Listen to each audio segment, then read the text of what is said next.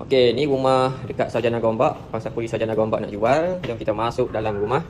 Oh, rumah dia sudah cantik. Owner kata cat ni dia pakai cat yang boleh sapu tu. Contoh-conteng boleh sapu. Anak-anak conteng ke boleh sapu. Cat dia cantik. So, ni ruang tamu, ni tempat makan. Okey, ruang tamu kita pergi. Kita tengok.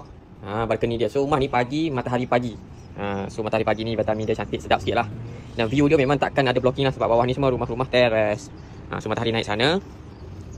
Okay, nice kan? Rumah pun cantik condition. Flooring semua owner dah buat laminate floor. Sini tempat makan sebelah sini. So owner dah buat kabinet partition ni. Sini pun owner tambah partition untuk buat peti ais. So ini dapur dia. Okay, dapur dulu ada yard kat sini. Owner dah extend. Tempat mesin basuh. Tempat wet kitchen kat sini. Pandai dia maximise ruang kan. Okay, kita tengok dalam bilik. So ni owner tempat buat kerja dekat sini. Dia work from home. Okay, so ini bilik kedua. Okay, almari dengan katil ni. Katil ni dia nak bagi percuma. Okay, kita masuk sini. Ini bilik master. Ini pun dia nak bagi almari ni. Sebab almari ni memang dah lekat. Katil dia ambil lah. Okay, ni almari. Almari ni besar ni. Okay, ni bilik air master.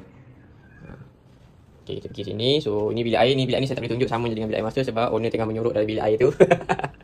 Okay, ini bilik ketiga. Bilik semua besar-besar Okay, rumah ni owner kata dia nak buka. Owner nak buka jual 350,000 partially furnished. Nanti saya listkan apa partially furnished dalam list video sekarang ni, bawah ni. So rumah dia tingkat 14. Ada satu parking gated dengan guarded. Ada facility kolam dengan sikit facility playground lah. Standard facility.